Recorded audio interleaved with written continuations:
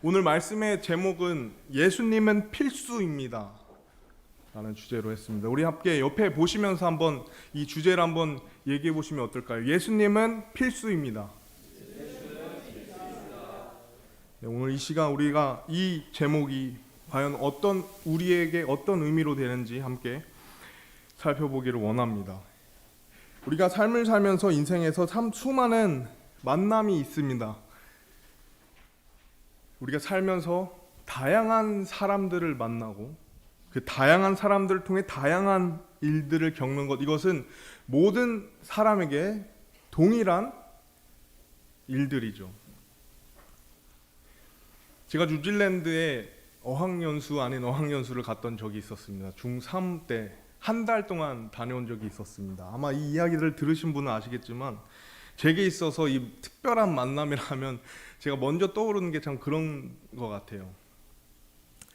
하루는 제가 이제 뉴질랜드에 그 어학원을 다니게 됐는데 이제 가는 방식이 다양했었습니다. 대개 이제 대중교통을 이용했었습니다. 버스를 이용해서 가거나 때로는 조금 일찍 나와서 걸으면서 그 풍경을 참 느끼면서 감상하면서 갔던 기억이 있었습니다.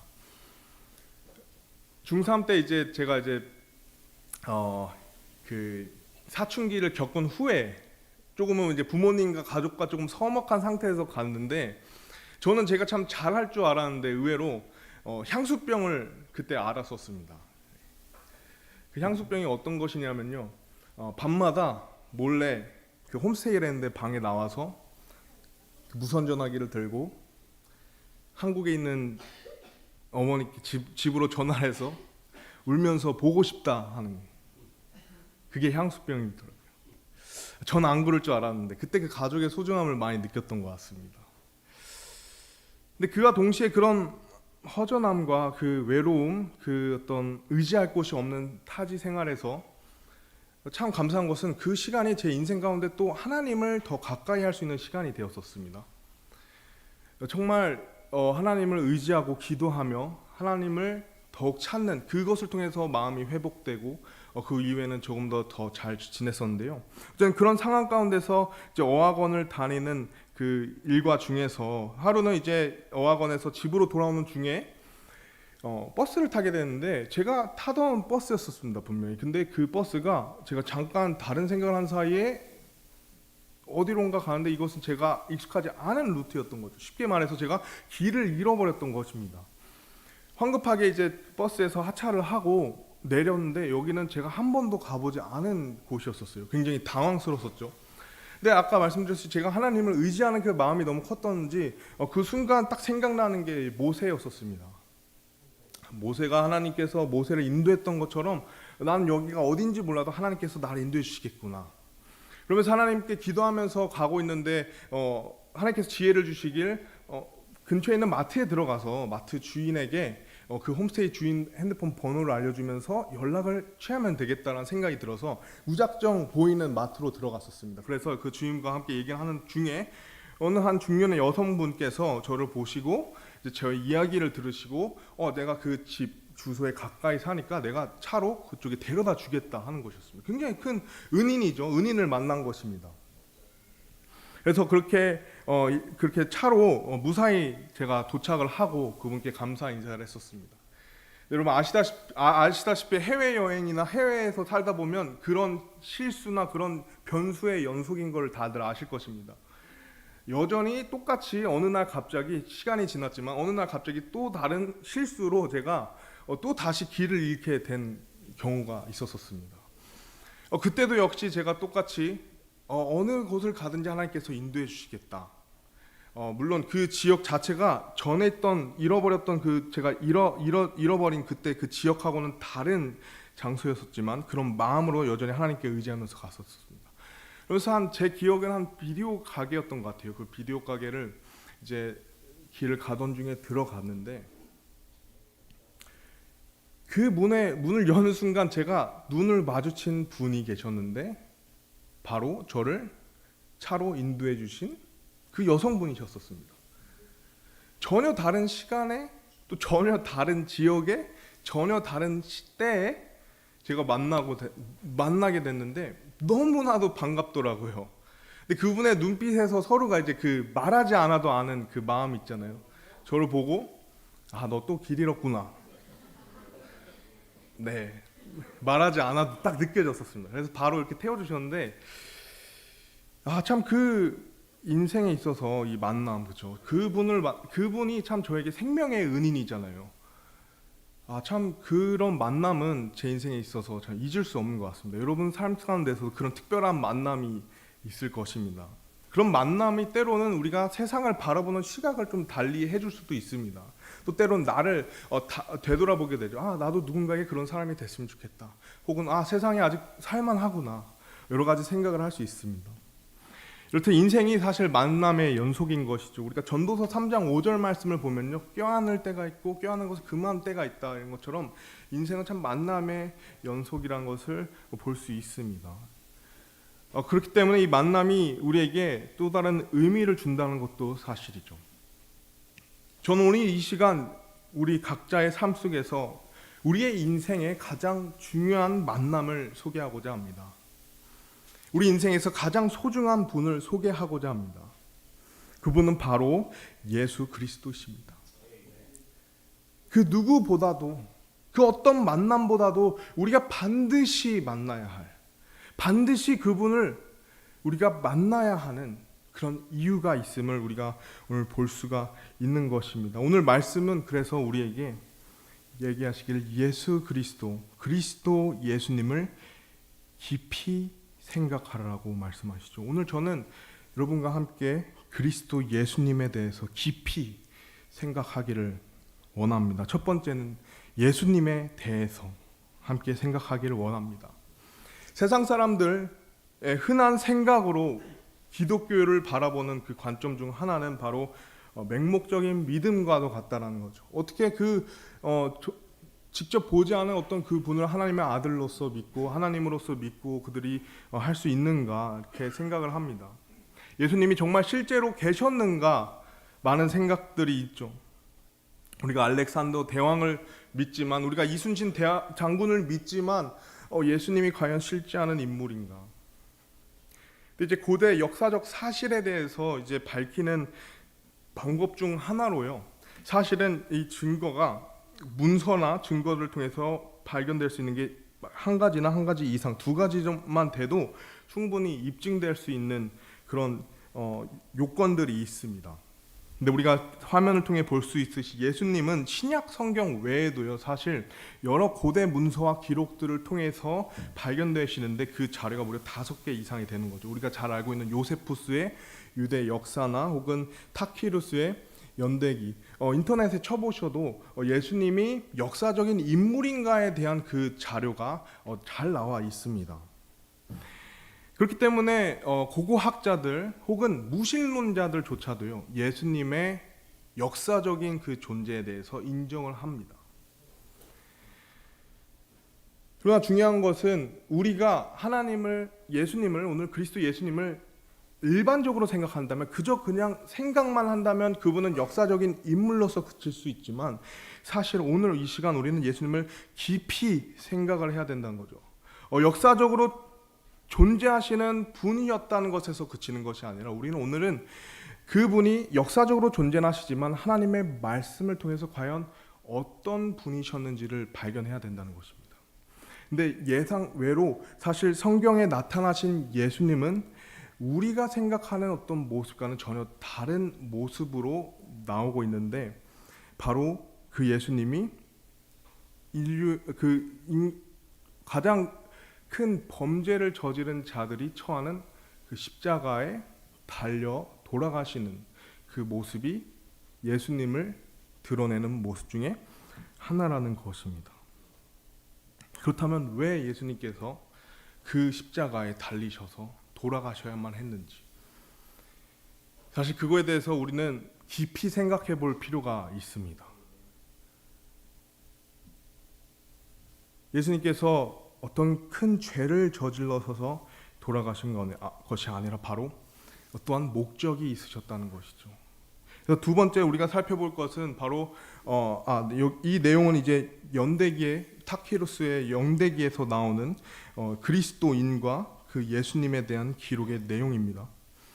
이렇듯이 인터넷에서 찾아보시면은 이런 내용들이 참 많이 있습니다. 우리가 두 번째로 생각할 것은 바로 예수님의 그 고난과 십자가에 대해서 우리가 그 모습을 한번 더 깊이 생각해 볼 수 있다는 것이죠. 예수님께서는 사실 몇몇의 제자들과, 성경에 나온 예수님의 모습은요, 몇몇의 제자들과 함께 한 동산으로 가십니다. 숲이 우거진 한밤중에 예수님께서 그곳으로 가시죠.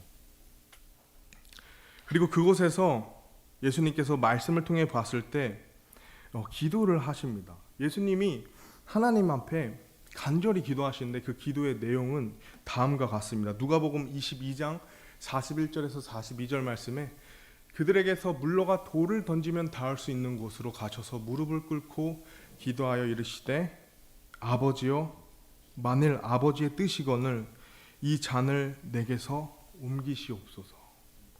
예수님께서는요 하나님 아버지께 기도하시기를 어떤 잔을 내게서 옮겨주시도록, 그것이 아버지의 뜻이라면 그것을 옮겨주시도록 기도를 하셨다는 것이죠. 그 잔이 무엇인지는 모르겠지만, 그 안에 무엇이 담겼는지는 모르겠지만 이것에 대해서 굉장히 크게 간절히 하나님 앞에 기도하는 모습이었던 것입니다. 얼마나 간절하셨는지 예수님께서는 성경 말씀에 그분의 땀이 큰 핏방울같이 되어 땅바닥에 떨어지셨다. 우리가 이것을 찾아보니까 의학적인 용어를 살펴보면은 이것이 혈안증이라고 나와 있습니다. 이것의 어떤 원리를 살펴보면요, 이것은 바로 인간이 극심한 스트레스를 받게 된 경우 그 모세혈관을 파괴시키는 화학 반응이 일어난다고 합니다. 그래서 그 파괴된 모세혈관에서 파괴된 그 피가 땀샘을 통해서 조금씩 소량의 피가 나오는 그 현상을 혈안증이라고 하는데, 그것은 인간에게 되게 흔하지 않은 어떤 현상이라는 것이죠. 근데 그 일이 일어나는 조건은 다음과 같습니다. 인간이 느끼는 스트레스가 굉장히 극심한 것. 예수님께서는 그 잔이, 우리는 무엇인지 알 수 없지만 그 잔이 그것을 감당하기엔 너무나도 큰 나머지 그것을 두고 고뇌하시면서 기도하시는 것이 무엇이었냐면 하나님의 뜻이거늘 이것을 옮겨주십시오라고 기도했다는 것이죠. 그러나 예수님께서는 그 기도를 그렇게 마치신 것이 아니라 사실 이렇게 다음같이 말씀하셨습니다. 그러나 내 뜻이 아니라 아버지의 뜻이 이루어지기 원하나이다. 분명 이 잔이 무엇인지는 몰라도 이것이 굉장히 큰 마음의 부담을 주는 것인데, 예수님께서는 자신의 뜻이 아닌 아버지의 뜻을 바라며 그 잔을 쥐고 그 잔에 있는 것을 마셨다는 것이죠. 우리는 이것이 십자가의 그 고난과 그 고통의 그 죄의 크기라는 것을 알고 있습니다만 예수님께서는 이런 순간이 있었다는 것입니다. 그러다가 이제 예수님께서는 붙잡히시게 됩니다. 심지어 그 12 제자들 중 한 제자가 예수님을 은 30에 팔아 넘기십니다. 로마 병사들에 의해서 붙잡히시고 이제는 고용된 병사들에 의해서 붙잡히시고 이제는 채찍질을 맞게 되시죠. 예수님께서 십자가에 달리시기 전에 사실은 채찍질을 맞으셨는데 이 채찍질에 대해서도 엄청난 내용이 있습니다. 특히 이제 유대인들이 가하는 유대법상 태형 채찍질은 우리 사도 바울을 통해서 아시겠지만은 40대에서 하나를 뺀 39대를 맞습니다. 왜 40대를 맞지 않는가 하면 40대를 맞게 될 경우 목숨이 위중할 수 있기 때문에, 목숨을 잃을 수 있기 때문에 그렇게 합니다. 근데 문제는 예수님께서 맞으신 태형은 유대법에 의한 태형이 아니라 로마법에 의해서 맞으셨습니다. 그리고 로마법에는 횟수의 제한이 없습니다. 그리고 로마법에는 그 태형을 가하는 자들이 로마 병사들인데 우리가 알다시피 로마의 그 갑옷의 그 무게를 봤을 때 로마의 갑옷 창은 무려 5kg 되고요.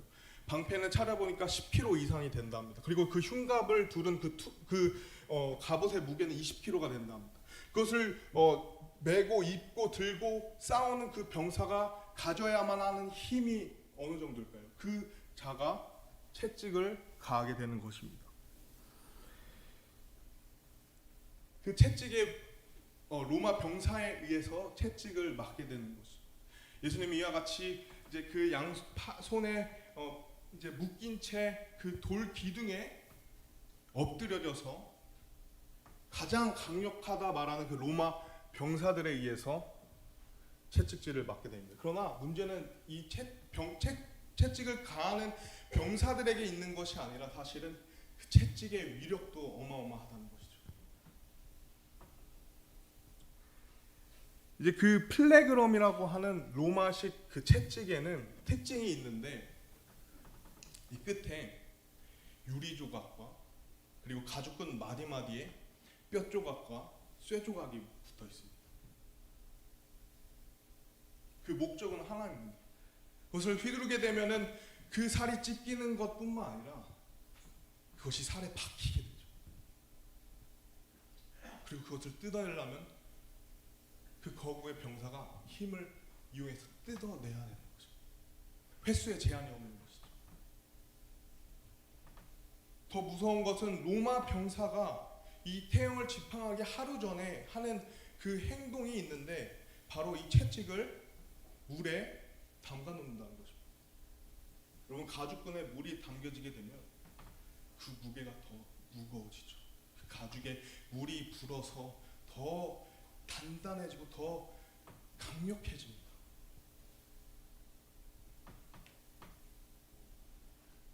예수님을 향해서 이제는 채찍질을 또 가고 살점이 뜯겨나가고 살이 찢겨지고 횟수의 제한이 없이 단지 집행관이 멈추라 하는 그 순간까지 계속해서 로마 병사들은 때리고 또 때리는 그 채찍을 계속해서 맞았던 것이죠. 또한 고대 신학자에 의하면 이 태형을 통해서 정맥이 밖으로 드러나게 되고 근육과 뼈가 보이며 심지어 창자의 일부가 노출되는 경우가 있다고 했었습니다. 로마에서 많은 사람들조차도 의원들조차도 이 태형에 대해서 굉장히 주의하라고 얘기하셨죠.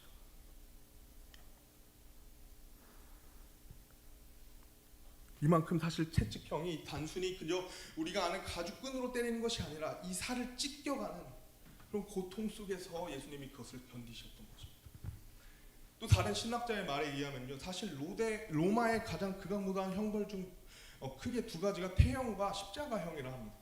그래서 되게 많은 사람들이 둘 중 하나를 받았다 합니다. 태형을 통해서 죽기까지 맞아서 죽는 경우가 있고 아니면 십자가를 통해서 죽게 되는 경우가 있는데 예수님은 예외적으로 그 두 가지 형벌 모두를 다 받으시는 경우라고 합니다.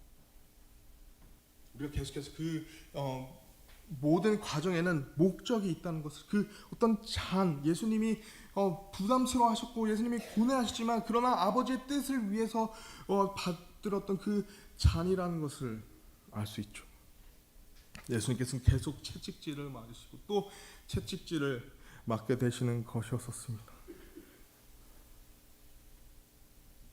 거기서 끝나는 것이 아니라 계속해서 말씀을 통해 보시면요, 군사들이 이제는 가시나무들로 왕관을 엮어서 그분의 머리에 씌우는데 그 가시나무는 다음과 같이 그 가시가 일반적인 것이 아니라 굉장히 굵고 길죠. 이것이 우리의 두피에 이것이 가시가 박혀서 이것이 뚫리게 되면은 가장 신체에서 피가 가장 몰려 있는 이 머리에 그 가시가 뚫려 들어가 거기에 있는 많은 피가 그 얼굴을 덮어버리는, 형체를 알 수 없는, 그렇게 예수님은 온 몸이 찢겨지시고 뚫려지시고 피가 다 또 흘려지신 것이죠. 마태복음 말씀에는 그 예수님께서 그러한 피 범벅이 되셨을 때 그 병사들이 가시관을 쓰이고 또 다시 자주색 긴 옷을 입힌 후에 예수님을 때리고 조롱하고 그리고 하는 행동이 바로 그분의 그 긴 옷을 벗긴다 했습니다. 이것은 그저 우리가 생각하는 벗김이 아닙니다. 우리가 상처가 난 부위에 옷이 달라붙으면 그것을 뗄 때 아프잖아요. 예수님은 온 몸이 다 피 범벅과 그 고름이 흘러나오는 상태였었습니다. 그 상태에서 그 옷을 병사들이 찢어서 벗겨버리고 더 많은 극심한 고통과 또 그 안에서 흘러나오는 피가 더욱더 많이 흘러나오는, 그렇게 예수님을 조롱하는 그 병사들의 모습에도 예수님은 꿋꿋이 그 길을 가셨다는 것이죠. 예수님은 그 상태로 이미 많은 피를 흘리셔서 이미 정말 절단 쇼크로 넘어지시고 또 넘어지시는 정말 제정신이 아니신 정말 그 모든 고통과 고통의 그 고난의 순간에도 불구하고 계속해서 그 십자가, 자기 십자가를 치고 처형장소인 갈보리 언덕으로 올라가십니다. 근데 찾아보니까 무게가 무려 30kg에서 50kg가 된다고 하죠. 이미 몸이 이미 상할 대로 상하신 그분이 십자가를 지고 간다는 것은 불가능한 것이죠. 성경 말씀에 의하면 어느 누구가 그 십자가를 대신 나중에 지고 가게 되는 상황에 이르는 것입니다. 예수님께서 처형장소에 가셨을 때 이제는 그 양 손과 발에 못을 박히게 되시죠. 이것은 이제 고대 유물에서 발견된 십자가형을 당한 발목에 이제 못이 박혀 있는 그 모습입니다. 못의 길이는 약 13cm에서 18cm 정도가 되는데 이것이 이제 우리가 아는 일반적인 예수님이 양 손에 못이 박히셨다, 우리가 일반적으로 알고 있지만 사실은 예수님은 이 손목 뼈 두 사이에, 이 뼈 사이에 못을 박히시게 되죠. 왜냐하면 손바닥에 했을 경우 무게가 버티지 못하고 손이 찢어집니다. 그리고 그 양발은 이제 폭에서 그 못을 받고, 그리고 이제는 그 십자가를 병사들이 들어 올리게 되죠.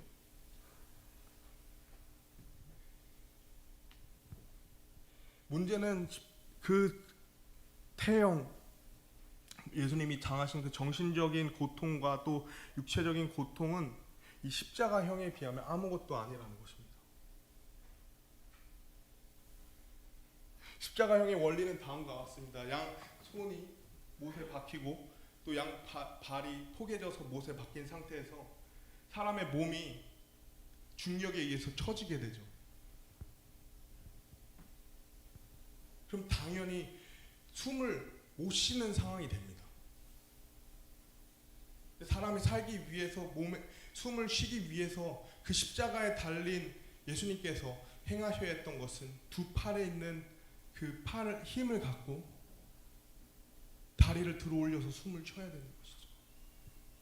그러나 그때 가해지는 그 손목과 발에 있는 그 못으로 인해서 생기는 고통은 다시 그분의 몸이 처지도록 만드는 것입니다. 버틸 수가 없는, 그렇게 천천히 죽어간 가장 이 세상에서 그가 무도한 처형이었던 것이죠. 예수님께서 십자가에서 그렇게 몇 시간을 그 고통을 감내하셨다는 것이죠.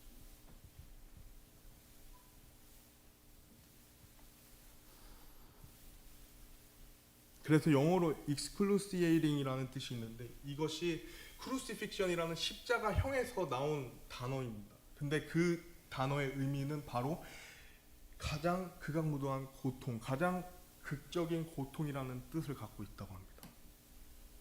예수님께서는 계속 그 숨을 유지하시기 위해 자신의 몸을 들어 올리신 거죠.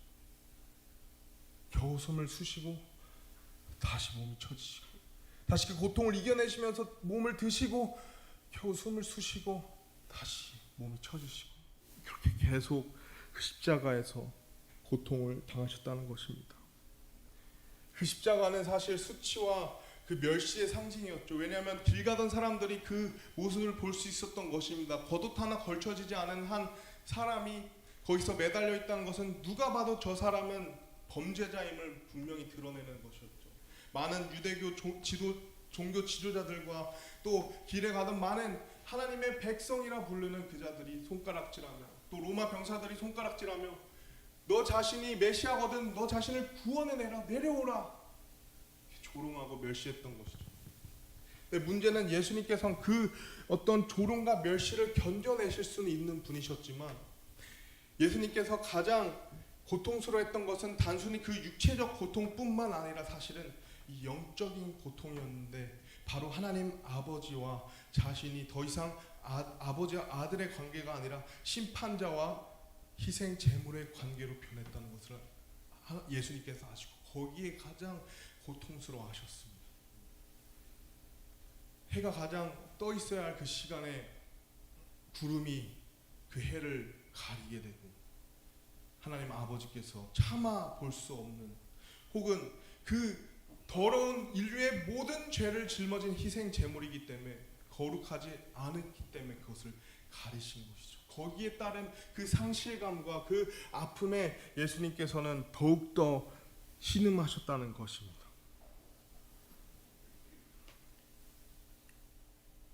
예수님께서 그러한 고통을 감내하셨다는 거죠. 그것을 받지 않아도 됨에도 불구하고 그것이 하나님 아버지의 뜻이라 하였기에, 이러한 이 인간의 가장 겪기 어려운 중간에 죽을 수도 있는 그런 큰 형벌들을 견뎌내시고 인내하셨다는 것이죠. 우리가 삶을 살다 보면 많은 사람들이 죽음 앞에서 유언이라죠, 말을 남깁니다. 감사 혹은 불평, 저주, 여러 가지 말을 남기죠. 우리가 대표적으로 이순신 장군도 그가 죽기 전 얘기하기를 내 죽음을 적에게 알리지 말라라고 했었죠. 예수님께서는 그러나 이와 같이 말했습니다. 우리가 이 고난과 고통을 보았다면 이제 예수님께서 십자가에서 마지막으로 죽기 전에 무엇을 말씀하셨는가? 그 죽음이 어떤 의미를 나타내는가는 그분의 마지막 말에 있는 것이죠. 우리가 잘 알고 있는 요한복음 19장 30절 말씀을 보시면 예수님께서는 이와 같이 말씀하십니다. 그러므로 예수님께서 식초를 받으신 뒤에 이르시되 다 이루었다 하시고 머리를 숙이시며 숨을 거두시니라. 예수님의 마지막 말은요, 다 이루어졌다였습니다. 다 이루었다. 우리가 이 마지막 말에 대해서 깊이 생각하기를 원합니다. 이것에 이제 그리스어로 성경이 원어가 쓰여졌기 때문에 의미를 보면 너무 잘 알겠지만, 이것의 의미는 바로 테텔레스타이라는 뜻으로, 이것의 의미는 맡겨진 일을 완수했다 혹은 값을 모두 지불했다라는 뜻입니다. 죽음 앞에 누군가가 다 이루었다라 하는 것, 그 의미가 맡겨진 일을 완수했다는 것, 또 무슨 값을 모두 지불했다라는 것에는 그 죽음엔 목적이 있다라는 것입니다. 예수님께서는 그저 그 길을 가시지 않으실 수도 있었고, 그렇게 죽지 않으셨을 수도 있는데, 그렇게 채찍질을 맞지 않으셨을 수도 있는데, 그 잔을 받았어야만 했고, 그 잔을 받으신 후에 다 이루었다라고 얘기하셨다는 것이죠. 목적이 있다라는 것입니다.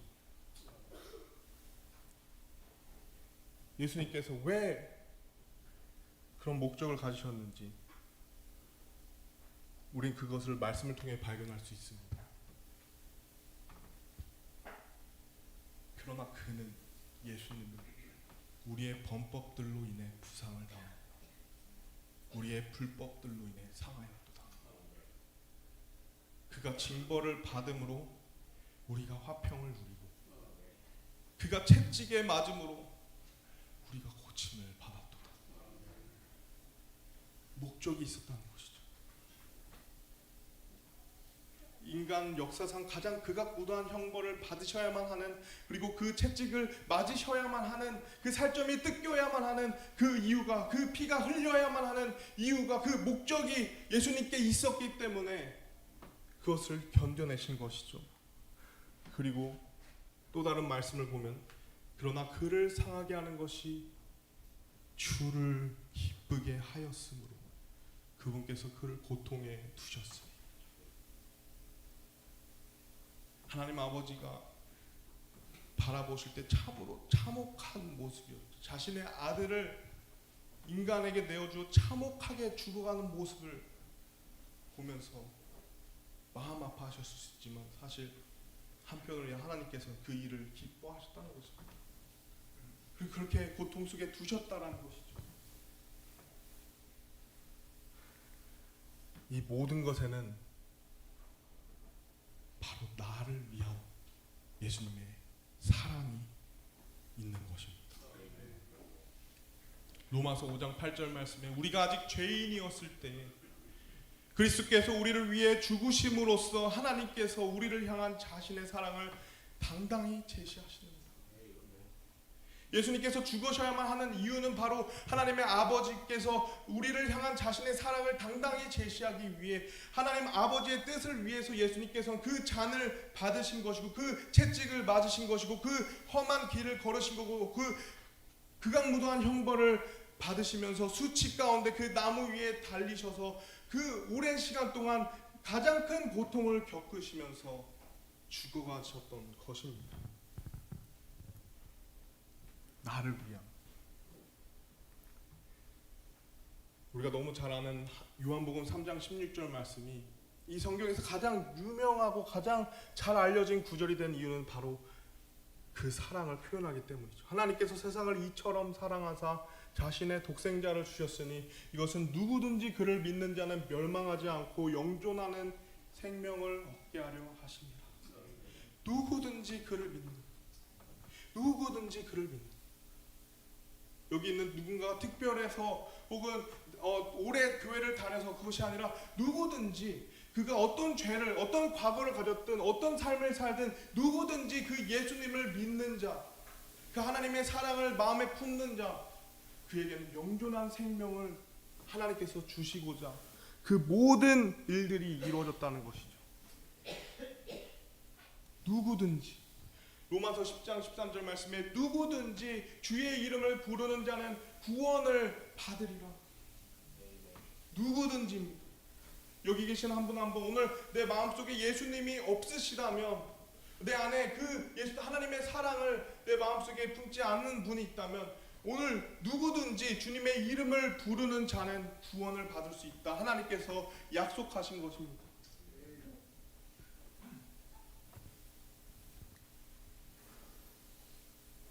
예수님께서는 가장 극악무도한 십자가형에서 모든 피를 다 쏟으시고 다 이루셨다 외치시며 죽으셨습니다.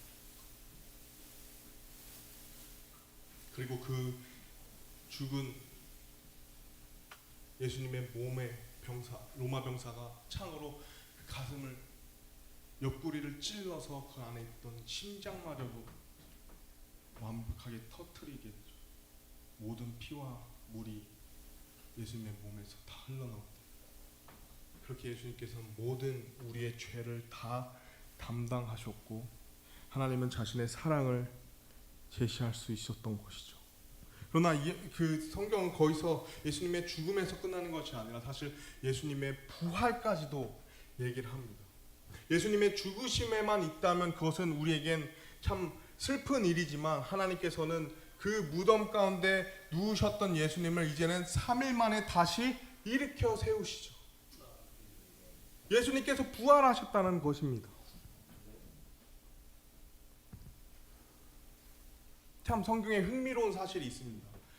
그 당시의 문화와 그 인식을 생각해 보면 이 구절은 사실 여러분 되게 흥미로운 구절이 됩니다. 마태복음 28장 마지막 장에 나오는 첫 내용이 안식일이 끝나고 주의 첫날이 밝아오며 일요일을 말합니다. 이때 막달라 마리아와 다른 마리아가 돌무덤을 보러 갔는데 부활하신 예수님을 만나게 됩니다. 여기서 이 두 마리아는 사실 여성입니다. 당시 유대 문화나 이 중동의 문화권에서는 여성에 대한 인식과 여성의 지위가 굉장히 낮은 상태였던 것이죠. 여러분, 만약에 내가 그 부활을 거짓으로 표현하고 싶다면은 그 당시에 인정받지 못한 사람들을 통해서 그들이 처음 발견했다라고 설명을 하겠습니다. 그 당시에 지위가 높은 사람, 사람들이 신뢰할 수 있던 어떤 그런 대상이 예수님의 첫 번째 부활을 발견한 증인들이었다라고 해야 그것이 말이 통하지 않습니다. 근데 성경은 정말 흥미롭게도 부활하신 예수님을 발견한 첫 증인들이 여성이라고 나와 있습니다. 왜냐하면 그것이 진실이기 때문이죠. 뿐만 아니라 신약 성경을 제외하고요, 아까 처음에 나왔던 얘기지만 일반적인 고대 역사적 사실에는 한두 가지 증거만 충분하다 하는데, 이제는 그 예수님의 부활을 전하는 제자들에 대한 교대 기록들이 무려 7개가 발견된다고 합니다.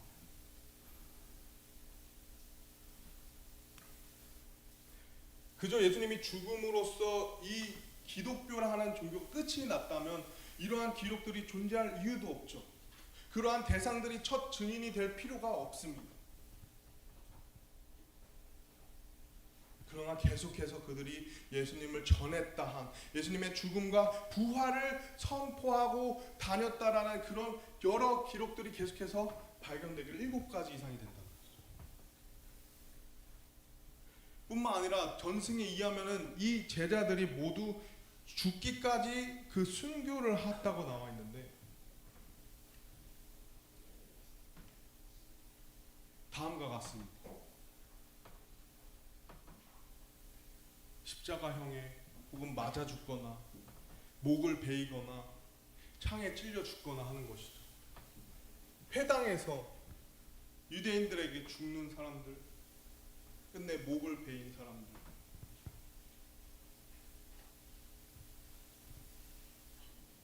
그 외에도 역사적인 기록을 보면 이름이 알려진 제자들 외에도 그리스도인들이라 하는 자들이 그 죽음과 부활을 선택하고 죽기를 각오한 기록들이 수없이 많습니다. 직접 예수님의 부활을 보지 않은 사람들도 그렇지만 직접 보았던 제자들은 그것이 만약 거짓이었다면 그 죽음까지, 그들의 신념을 그 죽음에 넘기지는 않았을 것입니다. 그러나 그 제자들은 분명 예수님이 부활하신 것을 두 눈으로 보았기 때문에 그들의 죽음조차도 아깝지 않았던 것이죠.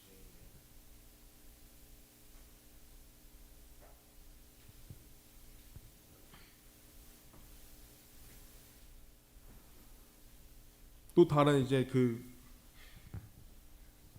변증학자가 소개한 한 변호사가 있습니다. 이분은 기네스에 등록했다고 나오는데, 왜 기네스에 등록한 변호사냐면 살인 사건 245회를 그 연속으로 변호해서 성공한 인물이기 때문입니다. 라이오넬 러쿠라는 사람인데, 이분은 사실 무신론자였고 회의론자였습니다. 부활에 대해서 믿지 않았던 분.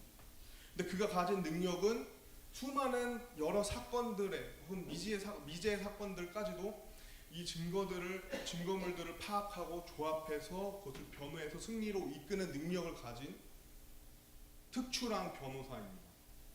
그에게 어떤 사람이 하루는 이 부활에 대해서 한번 이것을 마치 의뢰하듯이 이것을 한번 찾아보았으면 하는 마음에 이 모든 이 역사적 자료나 혹은 모든 것을 동원해서 부활에 대해서, 예수님의 부활에 대해서 한번 이것을 변호해달라는 식으로, 그렇죠? 이것을 찾아봐달라는 식으로 의뢰를 했다는 거예요. 그래서 몇 년 동안 수년 동안 이것을 계속 찾고 계속 수집하고 계속 만나면서 이분이 다음과 같은 결론을 얘기했다고 합니다. 저는 예수 그리스도의 부활에 대한 증거가 너무 압도적이어서 의심의 여지가 전혀 없다는 것을 분명히 말합니다. 그의 능력을 생각해 봤을 때 이 말은 그냥 나온 것이 아니라 그가 끊임없이 수집하고 찾고 연구하고 탐구하고 이런 그 결론이 바로 이것이라는 것이죠.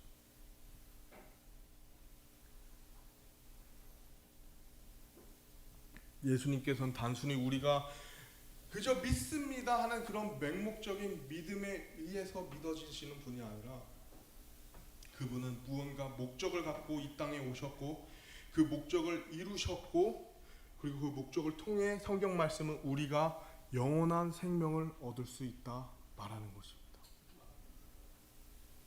그렇기 때문에 우리가 오늘 여기 한 분 한 분 계신 우리의 마음에 이 예수님을 만나는 것이 너무나도 중요합니다. 오늘 말씀의 주제처럼 예수님은 필수입니다. 예수님은 우리 삶에 반드시 만나야 하는 필수입니다.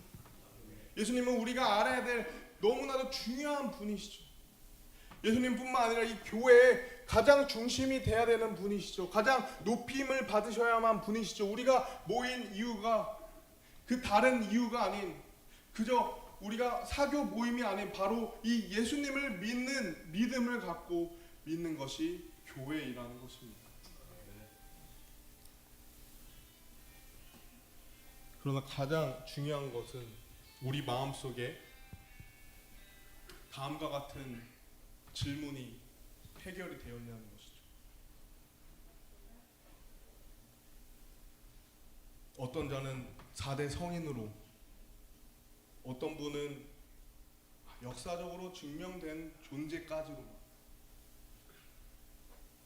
그러나 가장 중요한 것은 예수님은 하나님의 아들이시오. 예수님은 우리의 구원의 길이 되시고 진리가 되시고 생명이 되신다는 것입니다. 그분을 믿는다는 것은 우리가 그저 상식 밖의 어떤 잘못된 그저 믿음이 아닙니다. 충분히 증명될 수 있고 충분히 설명될 수 있는 분입니다. 그러나 중요한 것은 그 예수님의 십자가의 그 고통이 나를 위한 고통이었음을, 나의 죄를 인한 그 고통이었음을 우리가 알아야 된다는 것이죠.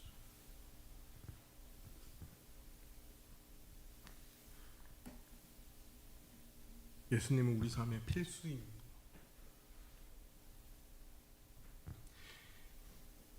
내 삶에도 있지만 다른 누군가에게도 그분은 반드시 전해져야 되는 분이시죠.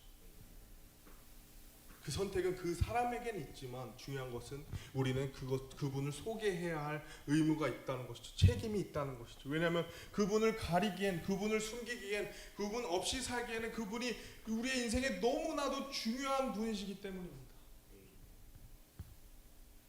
우리에게 생명을 주셨고 그 생명은 우리에게 영원함을 가져다 주었기 때문입니다. 우리가 이 땅을 떠나서도 예수님을 만날 수 있고, 우리가 살아서 예수님을 만날 수 있는 소망 가운데 살 수 있는 것, 이것은 바로 내가 예수님을 내 개인의 구세주로 믿는 것입니다. 저는 하루하루를 살면서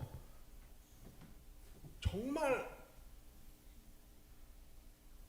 조심스럽지만 정말 어느 날 갑자기 예수님을 뵐 수도 있겠다라는 생각을 굉장히 많이 하는 시대 가운데 살고 있다 생각합니다. 물론 하나님의 뜻과 계획은 우리가 알 수 없지만 정말 성경 속에서 마지막 때에 일어나는 그 많은 일들이 굉장히 급격하게 일어나고 있죠. 너무 놀랐습니다. 이게 그저 지나가는 일이었으면 좋겠습니다. 왜냐하면 많은 영혼들을 더 구령하고 싶기 때문이죠.